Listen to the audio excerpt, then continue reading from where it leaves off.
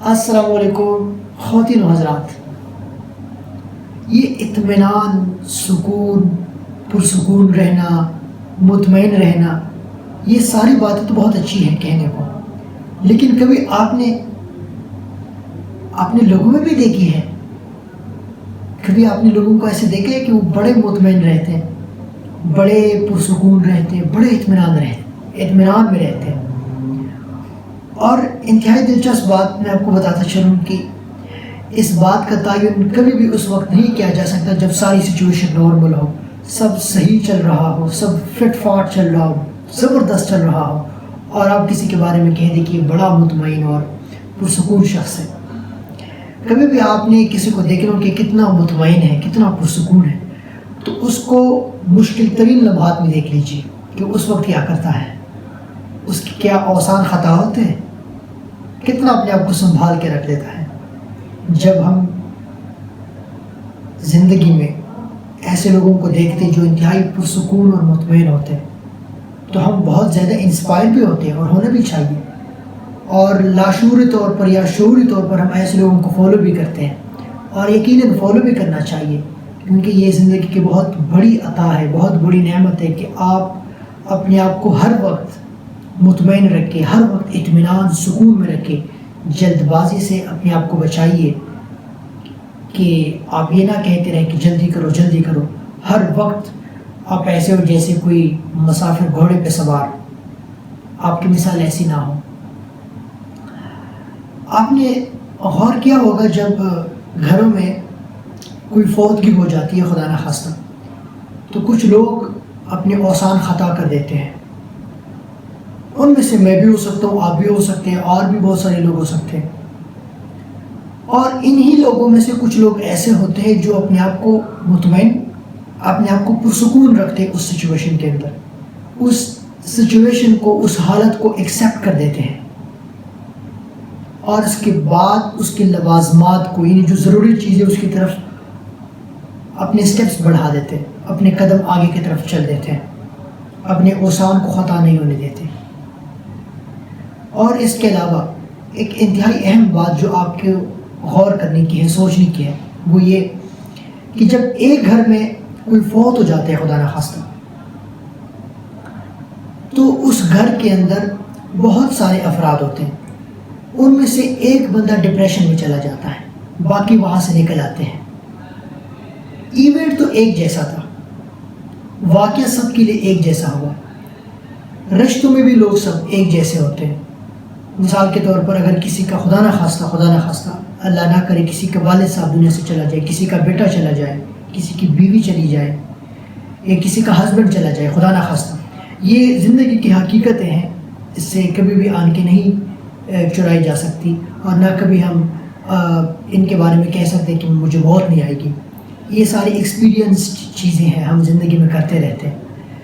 تو اس ایک واقعے کے اندر ایک انسان اس سچویشن سے نکل آتا ہے اور ایک ڈپریشن میں چلا جاتا ہے. کبھی آپ نے ایسا غور کیا کہ ایسا کیوں ہوتا ہے؟ اس کی سب سے بڑی وجہ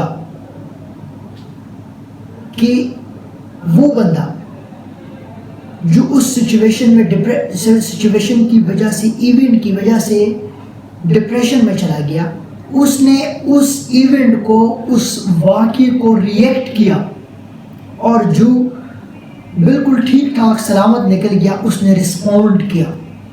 رسپونڈ کیا ہے؟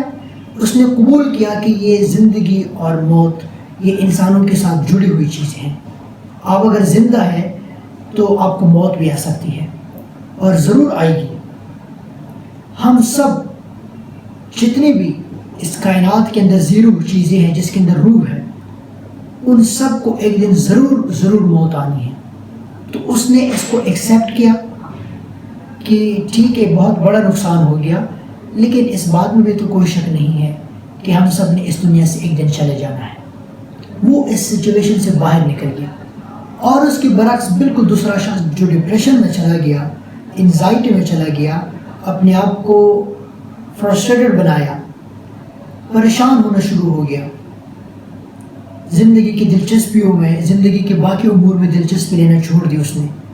اس شخص نے اس واقعے کو، اس حادثے کو ریئیکٹ کیا. کیسے؟ اس نے یہ سوچا کہ یہ میرے ساتھ کیوں، یہ ہمارے ساتھ کیوں، یہ کیسے ہو سکتا ہے کہ ہمارا اتنا پیارا اس دنیا سے چلا جا سکتا ہے. یہ تو میں نے آپ کو ایک ایسی مثال دی جو کہ ہم سب زندگی میں آبزرو کرتے ہیں. آپ کی زندگی میں جو بھی واقعہ ہوتا ہے، کسی بھی لحاظ سے ہوتا ہے، چھوٹا سے چھوٹا، بڑا سے بڑا، کوئی بھی چیز آپ کی زندگی میں واقع ہوتی ہے، آپ کو ایون حتیٰ کہ آپ کو کوئی برا بلا کہہ دیتا ہے، آپ کو کوئی منفی بات کر دیتا ہے، تو یہ بھی ایک ایونٹ ہے. آپ نے اس ایونٹ کو ریئیکٹ نہیں کرنا، رسپونڈ کرنا ہے. ریئیکٹ کا مطلب یہ کہ اپنے آپ کو چڑچڑا نہ بنائے، غصے میں نہ آئے، تیش میں نہ آنا کہ اس نے مجھے ایسے کیوں کہا. اگر آپ کو کوئی برا بلا کہہ دیتا ہے تو اس کی دو صورتیں ہو سکتی ہیں. ایک تو یہ کہ آپ اس سے لڑنا جھگڑنا شروع کریں، اسے مارے یا اس کو گالیاں دیں. آپ نے اس کو ریئیکٹ کیا. رسپونڈ یہ کیا کہ آپ نے اس وقت صبر کیا، تحمل کا مظاہرہ کیا کہ ہو سکتا ہے یہ کسی دوسرے مسئلے میں الجھا ہوا ہو اور یہ لاشعوری طور پر یہ مجھ پہ غصہ نکال رہا. آپ نے اس کی فیلنگز کو، اس کی ایموشنز کو سمجھنے کی کوشش کی.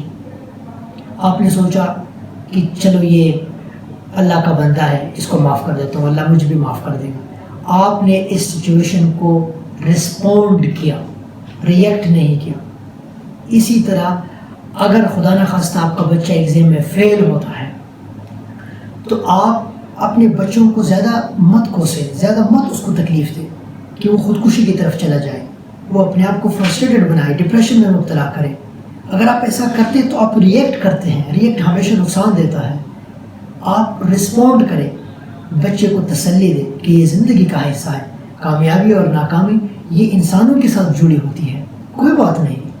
اگر آپ کے اچھے نمبر نہیں آئے یا اگر آپ فیل بھی ہو گئے، آپ پہلے بھی میرے بیٹے تھے، آج بھی میرے بیٹے ہیں. اس کو سینے سے لگائیے کہ اگر آپ یہاں پر ناکام ہو گئے تو بہت ساری باتیں ایسے جس میں آپ بہت کامیاب ہیں. انسان کبھی بھی ہر جگہ پرفیکٹ نہیں ہو سکتا، نہ ہر جگہ کامیاب ہو سکتا ہے.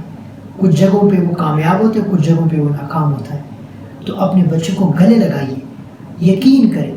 میں آپ کو یقین دلاتا ہوں بحیثیت ایک ماہر نفسیات کہ آپ کا بچہ آئندہ اس سے زیادہ محنت کرے گا، کیونکہ وہ آپ کے ایموشنز کو سمجھ سکے گا. وہ اپنے آپ کو کبھی بھی اپنے آپ کو اپنی والد صاحب یعنی آپ کی نظروں میں آپ کو کبھی اپنے آپ کو نہیں گرائے گا آپ کا بیٹا. تو ہر سچویشن میں، ہر ایونٹ کے اندر ریئیکٹ نہ کریں، رسپونڈ کریں، میچور رسپونڈ دے دیں. ایک ایسا رسپونڈ جو کہ ایک حکمت اور دانائی سے بھرا ہوا انسان دیتا ہے. ہمیشہ اپنے رب سے حکمت مانگی، دانائی مانگی کہ اللہ مجھے حکمت عطا فرما، مجھے دانائی عطا فرما. حکمت اسی چیز کا نام ہے کہ آپ کون سی چیز کب، کیسے، کیوں اور کیسے کریں گے. یہ کب، کیوں، کیسے، یہ بڑے اچھے اور مفید سوالات ہوتے ہیں. اور ہمیشہ اپنے رب کے ساتھ جڑے رہیں، اپنے آپ کو اللہ کے حوالے کریں. تو آپ کی سچویشنز، آپ کی ایونٹس بہت سموتھ چلیں گی. آپ کی زندگی بڑی پرسکون رہے گی، کیونکہ آپ کا رابطہ پھر عظیم الشان رب کے ساتھ ہوگا. بہت شکریہ.